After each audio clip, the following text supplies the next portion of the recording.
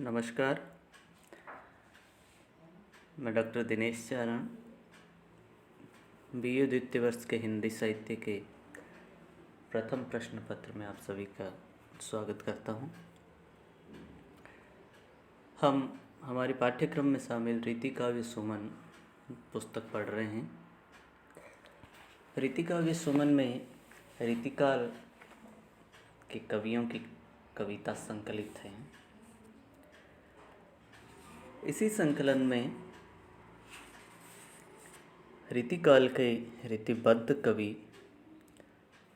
पद्माकर की कविता हम इन दिनों पढ़ रहे हैं। पद्माकर की गंगा लहरी के कुछ पद हमने पिछली कक्षाओं में पढ़े हैं। अभी हम पद्माकर की एक और रचना जिसका नाम है जगत विनोद। जगत विनोद में पद्माकर ने ऋतु वर्णन किया है। प्रकृति का सौंदर्य वहाँ पर कवि दर्शाता है। ऋतु वर्णन का कुछ अंश हमारे पाठ्यक्रम में शामिल हैं, हम उसे पढ़ेंगे।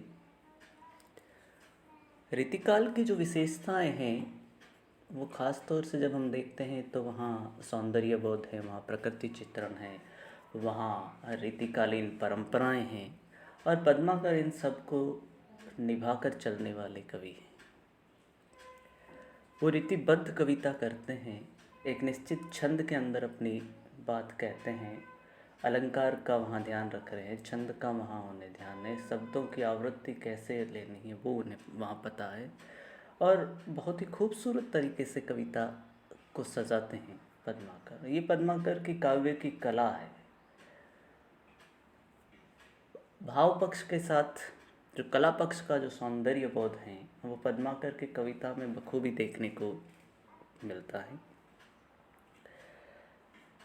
तो पद्माकर ने जो ऋतुओं का वर्णन जो किया है उसे हम पढ़ रहे हैं। मैं पहले पद्माकर ने जो पद लिखा है उस पद को पढ़ूंगा और उसके बाद उस पद की व्याख्या करूंगा। जहाँ कहीं ऐसा लगेगा कि कुछ शब्दों को समझने में दिक्कत है, उन्हें सहज तरीके से, सरल तरीके से समझाने की कोशिश करूंगा। आइए हम पढ़ते हैं पद्माकर का ऋतु वर्णन का ये पद। एक पद हम कल की कक्षा में पढ़ चुके हैं। आज हम जो दूसरा पद जो ऋतु वर्णन का है उसको हम पढ़ रहे हैं। हमें ये ध्यान रखना है कि जब इसकी व्याख्या हम करें तो जब उसका प्रसंग लिखा जाएगा तो हमें ये बताना होगा कि ये पद्माकर की एक रचना जिसका नाम है जगत विनोद, जगत विनोद में से लिया हुआ अंश है। पद इस प्रकार से हैं कि कूलन में केली में कछारन में कुंजन में क्यारीन में कलीन कलीन किलकंत है। कहे पद्माकर परागन में पौन्हों में पानन में पिक में पलासन पंगत हैं। द्वार के दिशान में दोनी में देश देशन में देखो दीप दीपन में दीपत दीपघंत है। बिथिन में ब्रज में नबेलिन में बेलिन में बनन में बागन में बगरियो बसंत है। कितना खूबसूरत तरीके से इस पद को कवि ने बताया है। और इस पद में हम ये देखते हैं कि इसकी जो भाषा है वो कितनी सहज है और कितनी समृद्ध है।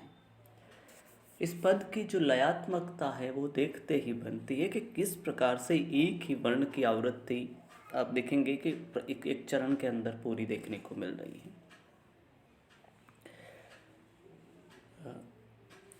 तो ये पद इस हैं कि कूलन में केली में कछारन में कुंजन में क्यारीन में कलीन कलीन किलकंत है। देखिए क वर्ण की आवृत्ति इन पंक्तियों में कितनी बार हुई है।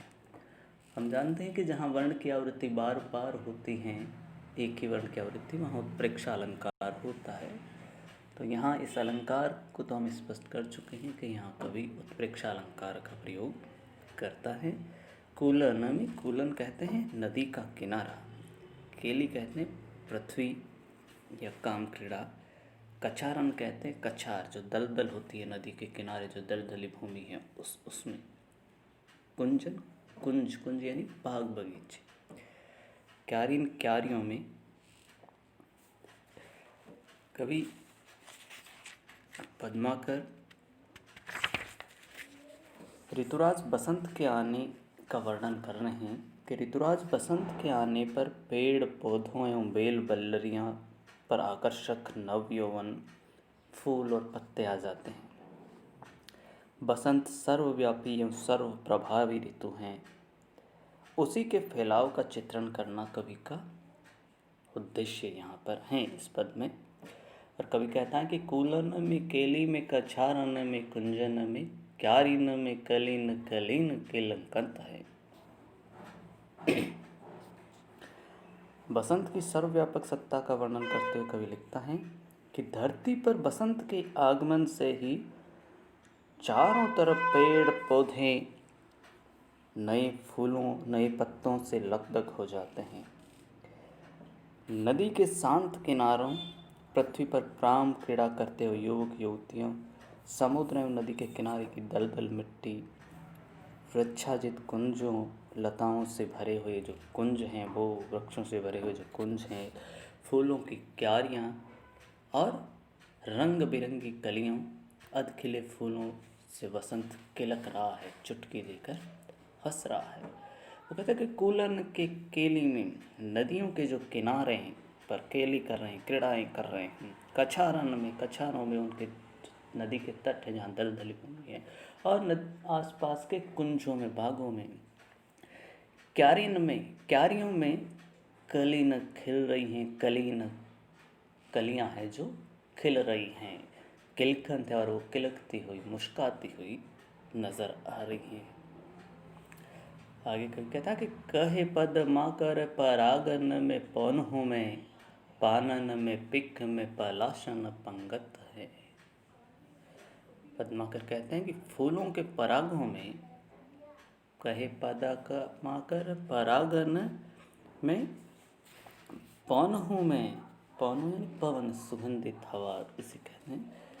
कवि कहते हैं कि फूलों के परागों में, वसंत में बहने वाली मंद सुगंधित पवन में, पेड़ पौधों के नए पत्तों में, पानन में पत्ते पान, पिक कोयल में, और पलाशन पलाश का वृक्ष जो ढाक का वृक्ष जिसे हम कहते हैं, पंगत यानी कतार में। कहता है कि कवि कहता है कि फूलों के परागों में, वसंत में बहने वाली मंद सुगंधित पवन में, पेड़ पौधों के नवीन पत्तों में, कोमल कोयल के मधुर स्वर में, और फागुन के महीने में फूलों से लकदक पलाश के लाल रंग से वसंत बिखरा पड़ा है, फैला हुआ है वसंत। और कवि आगे कहता है कि द्वार में दिशान में दूनी में देश देशन में, देखो दीप दीपन में दीपत दिगंत है। बसंत के प्रभाव से पराग, पवन, नवपल्लव, कोयल और पलाश के फूल सभी प्रभावित हैं, मदमस्त हो रहे हैं और अपना आकर्षण बिखेर रहे हैं। और द्वार में दिशान में, प्रत्येक घर घर में, द्वार द्वार में, सभी दिशाओं में, पूरी दुनिया में, देश विदेश में और द्वीपों महाद्वीपों में सभी तरफ वसंत की दीप्ति ही दिगंत तक व्याप्त हो। जहाँ तक देखो वहाँ तक वसंत ही वसंत दिखाई दे रहा है। सभी द्वीपों में, सभी महाद्वीपों में, सभी जगह जहाँ है वसंत ही वसंत, प्रत्येक देश में हर जगह वसंत व्याप्त है, दिखाई दे रहा है। बीथिन में ब्रज में, न बेलिन में बेलिन में, बनन में बागन में बगरियो बसंत है। और कवि आगे कहते हैं, बिथि बिथि कहते हैं गलियों को, बिथिन यानी गलियों में, बिथिन में ब्रज न बेलिन में बेलिन में, बेलिन बेलिन बेलिन बेल बेल बूटे, गली गली में, ब्रज में, नवयौवनाओं, बेलों वल्लरियों, वन बगीचों और तालाब उपत्यकाओं में सर्वत्र वसंत व्याप्त है, वसंत चारों तरफ फैला हुआ है।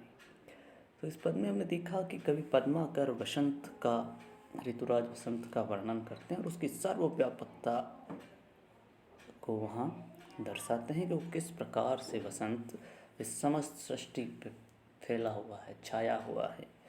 प्रकृति का आलंबनात्मक चित्रण कवि ने यहाँ किया है। और पूरे पद में अगर हम देखेंगे तो हम देखेंगे कि संपूर्ण पद में क प द एवं ब वर्ण की सुंदर आवृत्ति होने से अनुप्रास अलंकार यहाँ आया है।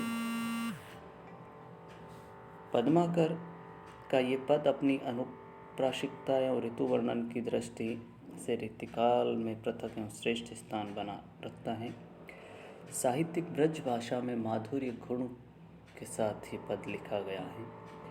प्रकृति चित्रण के आलंबन रूप में नाम परिगणन प्रणाली का इन्होंने कवि ने यहाँ निर्वहन किया है। साथ ही कवित छंद में ये पद कवि ने रचा है। इसमें पद में अगर कहीं कुछ समझ में नहीं आया है तो आप मुझसे पुनः पूछ सकते हैं। धन्यवाद।